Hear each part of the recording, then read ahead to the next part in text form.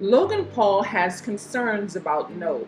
He didn't particularly like it, and he had a thread on Twitter yesterday airing out his grievances. He says, I love Peel, the VFX, and aesthetic, but my thesis is this. I can feel him attempting to recreate the shock from Get Out and Us. Mystery, violent allure, and cinematic choices made for the sake of reaction instead of legitimate contribution to the storyline killed this movie for me. Nope is one of the worst movies I've seen in a long time. I love Jordan Peele, and Keke Palmer can act her butt off, but this movie is objectively slow and confusing with stretched themes that don't justify the pace. Listen, Logan Paul actually has very valid points. When you look at it, I think what's happening here is that Jordan Peele has presented these he's presented these really cerebral themes in his movies. And now it's expected. There's an expectation when you see a Jordan Peele film, because when I answered this on Twitter, my thing is this. Spielberg is the GOAT living, in my opinion, one of the greatest filmmakers of all time. He also made Jaws and E.T. And no one's saying, how could this little kid pedal in the air with an ET in his basket of an 8-speed bike, or 10-speed, I think it's an 8-speed bike. Why is he pedaling in the air if he's already ever, like, people do not question, I won't say everybody, this is a blanketed statement, but it's not quite an animatronic shark in the shallow beach waters attacking beach like goers. Like, Jordan Peele is expected to create perfection, and I think that's unfair. He does write a lot of symbolism. His films are original content, and he's expected to have these perfect films. I think that is unfair. This is his third feature film, and I think that is unfair, an unfair burden on him for his third film. People are expecting, because Get Out is so high on people's favorite list, that now he's expected to bring that perfection every time. That just doesn't seem fair. And it's a sci-fi alien horror film. These are never perfect. You can't tell me Aliens is not perfect, but people don't say, oh, well, you got it's not questioned. Signs is not questioned. These fantastical horror films are not really questioned. They're enjoyed for the sake of enjoyment. And so I just think that it's a stretch to put this burden of perfection on him, to always deliver meaning and it be understood to everyone. His films, again, are cerebral and I think are meant to be consumed at least twice. So Logan Paul's first question is, no one was curious how a quarter shot through a man's face and killed him, or why a key was lodged into the backside of the horse he was riding. That was his question. Now, based on what we know from the film, this flying saucer that I call a sky predator could suction things up. At that point, it hasn't used as suction, because it didn't suction up the horse he was riding, and it didn't suck, which was Ghost, right? I believe the horse's name was Ghost, and it didn't suction up Keith David's character. So the suction uses gravitational pull. We've seen it sweep things and suction things up. But the things it inhabits, it only consumed humans or animals. The inanimate objects, it spewed out with just as much force. So when it rains down these inanimate objects, coins, keys, wallets, and things like that, it uses a similar force that it used to suction. So I think that explains why the force of it being spewed out. So I assume that it used the same force it uses to suction, it used to spew out, disengage the objects that it couldn't consume. Okay? That's how I would answer his first question. His next question is why/how did the shoe stand upright on the set of Gordy's home? This one I'm sure has a reason, but I haven't found anything that makes sense. Logan Paul has admitted that he only saw this film once. And to be honest, Jordan Peele's films, I think, need a second viewing. So far, these 3 films I've seen multiple times, his 3 films, even his Twilight Zone episodes, but I think it does take, because there's so much nuance and symbolism embedded in his story and the way he tells stories. Even when he was on Key and Peele, those sketches that he wrote, there's so much symbolism and underlying deep messaging. I think that's important to note in Jordan Peele's style of storytelling. So, and I answered his questions on Twitter, but how I answered this is, I believe it was Keith David's character, who the father, who mentioned that there are some bad miracles that happen. This shoe that was erect, sort of suspended erect, while the chimpanzee was wreaking havoc on the set.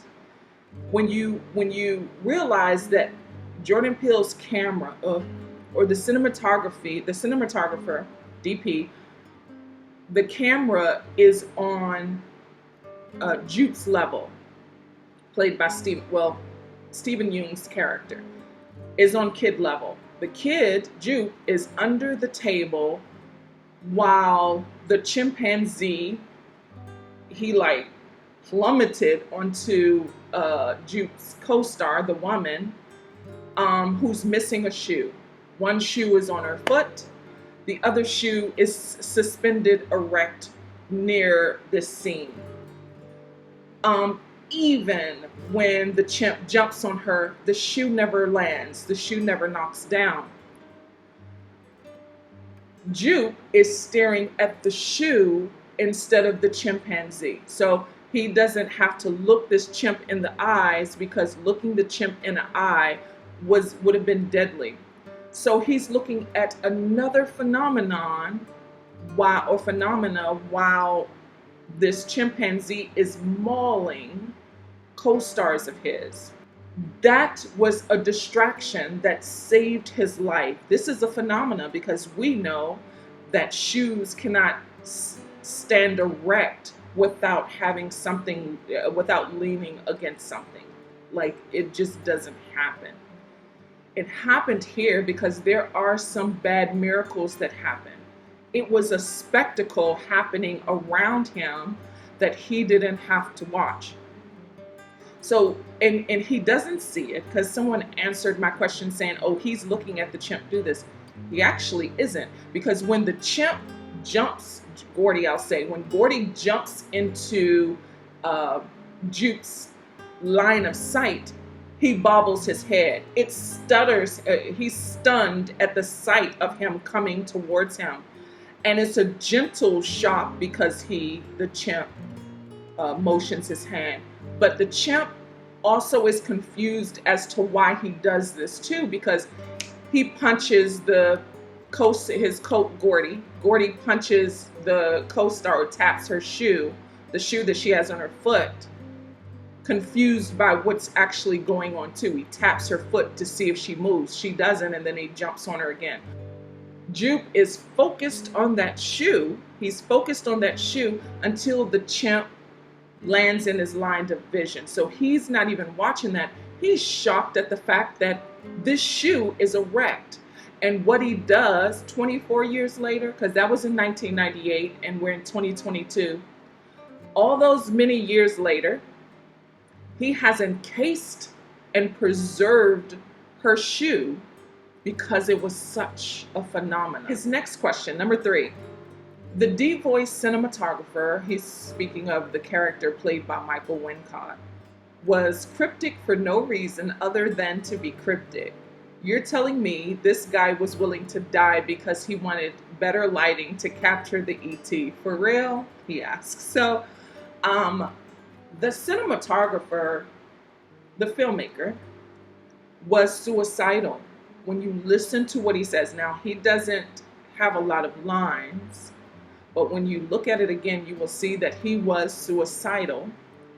And though he asks about the TMZ paparazzo later, many filmmakers are willing, even when you look at the filmmakers on TikTok or IG, the ones who are like many of the social media filmmakers and filmmakers in Hollywood will do everything to get the perfect shot.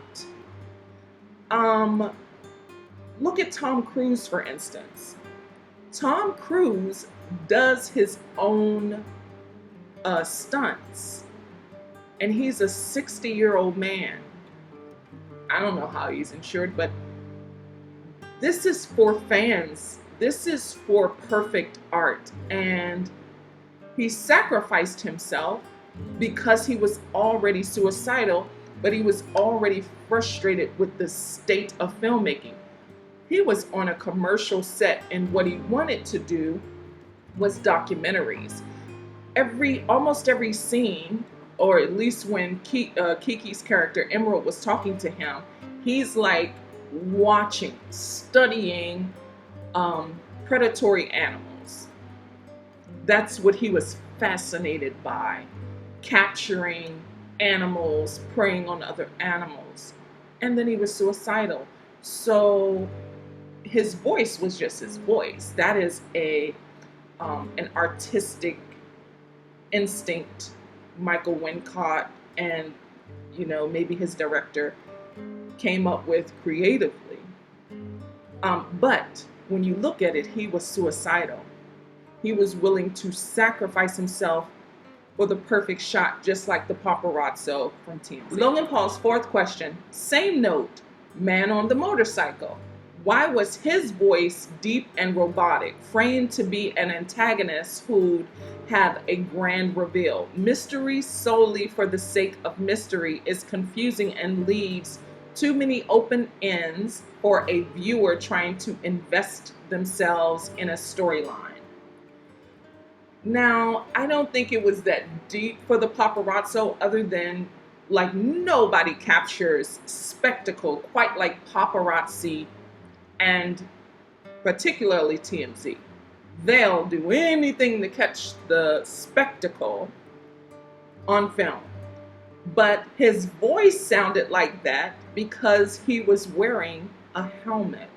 But it was a camera because he wanted the perfect shot too. Again, paparazzi are attracted to spectacle, and that's why he was there. He wanted to catch this sky predator eating things to sell for salaciousness. But his voice was deep and robotic, as Logan Paul put it, because it's covered. It's covered with a helmet. So of course it's going to sound distorted. I don't think it's anything other than that. Number 5, My next point, the storyline is all over the place. In a crowd of 40 people, the actress was mauled on the set of Gordy's home was there. Why? The actress who was mauled on the set of Gordy's home was there. Why? Shock factor because of her scarring. Oh, okay, I get what he's saying. Does she come to all of them? Did she come before the ET feeding? Okay, I think I get what he's saying. So his co-star, Jupe's co-star, who was a teen at that time on Gordy's home, she survived this traumatic event. And I think what Jordan Peele is trying to convey is that Jupe and she survived this traumatic event that should have changed their lives forever in a way that they don't fantasize or fanaticize things like this. She's there to spectate Jupe sacrificing a horse, Lucky, to the sky predator, which he's been doing. He's been buying horses from OJ's ranch and sacrificing it to this thing. And now he's trying to profit off of him, or off of this traumatic event. And so that's why she's there. She hasn't learned her lesson from when she was a child. She's still attracted to this spectacle. It hadn't changed her life. And so that is why she's there. And she suffers the consequence of not learning from that traumatic experience. To properly credit that actress in that scene with the disfigured face, her name is Sophia Cotto, and she played Mary Jo Elliott. So, Logan Paul's sixth question. Jupe has trauma with the phenomena of commercializing predators for profit. And for the last 6 months, he's been feeding horses to an ET in the sky. But what about before that? What is the purpose of the creepy cowboy theme park? So, I don't know. Okay, here's the thing. He was a child actor, and if we go by what we know, the rules of the game, most child actors do not survive a career into their adulthood. In other words, a lot of these actors don't necessarily find work in their later years. Jupe found a way to do this, to profit, because he used the money that he was making from, like, he was profiting off his trauma with all of these mementos that he preserved, that he saved from the set of Gordy's home to open this theme park and continue to make money. Remember, he even says that he had charged a family $50,000 to spend the night in that secret room he had in the back of his office. So I don't think it's basically he's profiting off, like he probably couldn't get work like as a thespian in his later years, but he found a way to make just as much money, if not more, off the trauma of surviving that traumatic event on the set of Gordy's home. Okay, question number 7. Why was so much emphasis placed on the name of the horses? They had title cards. Why? He's referring to the chapters. The chapters separate the flow of the film, and they weren't just named after horses. They were named after horses, chimps, and a horse that Kiki had as a kid that they lost, named Jean Jacket, that Emerald and OJ named after this sky monster, this alien, the flying saucer. So it was Ghost, Clover, Gordy, Lucky, and Jean Jacket. Those were the chapter names. Here's the thing. This film is about animal cruelty, and I know most people believe that the dominant theme of this film is spectacle, but I think the spectacle is the result of animal cruelty. Horse training is animal cruelty. Horses are not in their natural habitat, being show ponies or doing tricks for show, which is one of the reasons Gordy goes berserk. That is not their natural habitat. So I believe this is about animal cruelty, and these chapters were named after these creatures, including the one they lost, Jean Jacket, which they named the alien, the sky predator. And then it's also interesting that the second scene, when Emerald describes the Bohemian jockey, the first black man in stop motion photography. You don't remember his name. His name is not in history books, but the horse that he is astride, her name is Sally, and her name is in history books, and you remember that stallion, or many do remember that stallion. So I think that was some symbolism there, that these creatures, the chapters were titled after the creatures. Number 8, and this is a good one. Why was Barbie Ferreira, an incredible talent, so underutilized in this film? Why was she even in the movie? I know we say this a lot. Why was this great actor not used? Her role in this, and here's the thing, because Keith David, I answered this question too. Keith David is a legendary actor who was also underutilized. And I know I use underutilized a lot in my reviews. Here's the thing. Some characters will be underutilized in our view, but they serve a purpose in the larger story, and the story is beyond their characters. And some actors just want to be a part. Now, Barbie, who's in one of the biggest shows on TV, Euphoria, which the first season she was really eating. The second, listen, she was underutilized if you ask me. But Barbie's in a Jordan Peele film, the #1 movie of the weekend. Some actors want to be in business with directors or want to be in business with actors. So they will take micro roles, cameos, guest appearances, supporting roles. They are not just looking for leading roles. That's one. 2, I think her role was pivotal even though it was micro. And listen, Brad Pitt, the A-list stars have been in films and have been uncredited.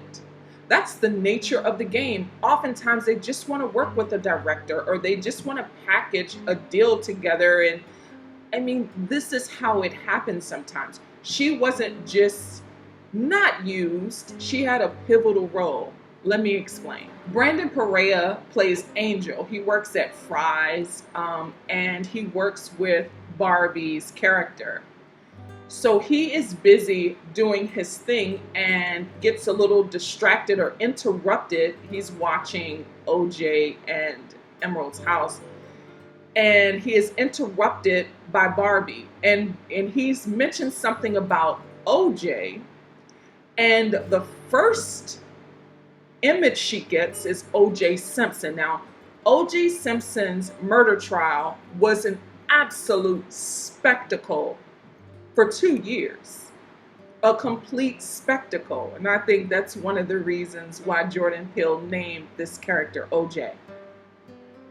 So when he says something about O.J., she says, "What happened to O.J.?" As if she wants to, right now many people get their information from blogs and run with it. The first story you hear is the truth these days. And so I think it was like a comic relief to separate the tension. And I think her role was very important because we put two and two. We were already thinking OJ. What's he named OJ? And she just relieved it with what happened to OJ, like it was some salacious information. I think she had a really good role, though micro. Again, actors are willing to, if they have time, it probably took a day to shoot this, and it was probably nothing for her to get that out of the way in one day. It probably was nothing for her. I'm pretty sure she was excited to work with Jordan Peele and Hoyt Van Hoytma and Daniel Kaluuya and Keke Palmer and so forth.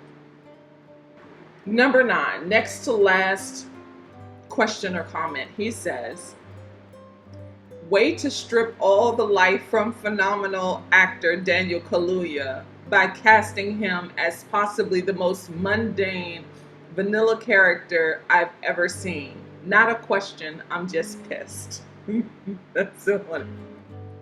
I answered him on this one too. Here's the thing. Every character is not going to be animated. Characters are going to deliver the nature of the character. So Daniel Kaluuya just lost his dad. He's mourning, and I know Keke is animated. That is the nature of her character, and characters are going to do what they do out of the nature of who they inhabit, who they are. So she was animated and mourning, and that's how she wanted to drink, she wanted to have a good time. That was her way of mourning. He was not only mourning, he was bankrupt.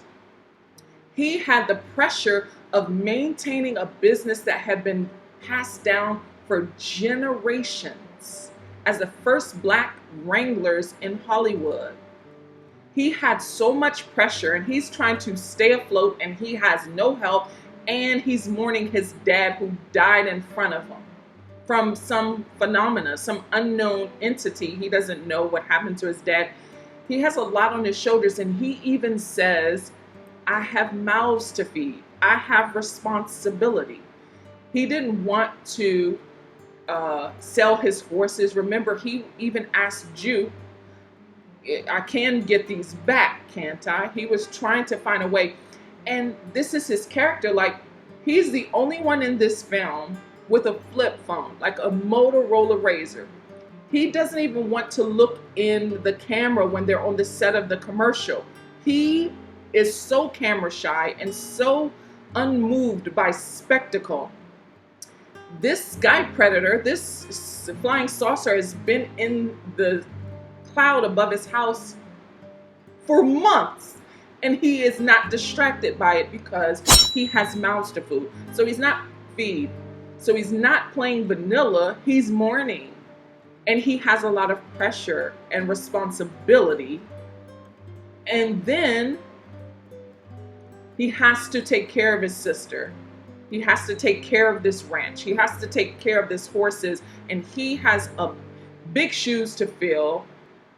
His dad, who just died. So that's where he is in this story. He is inhabiting the nature of that character. Logan Paul's last question, and number 10. An extraterrestrial creature that is advanced enough to fully shapeshift, activate an anti-electromagnetic field, and propel itself in any direction quickly and quietly, can't tell the difference between a plastic inflatable and a viable meal.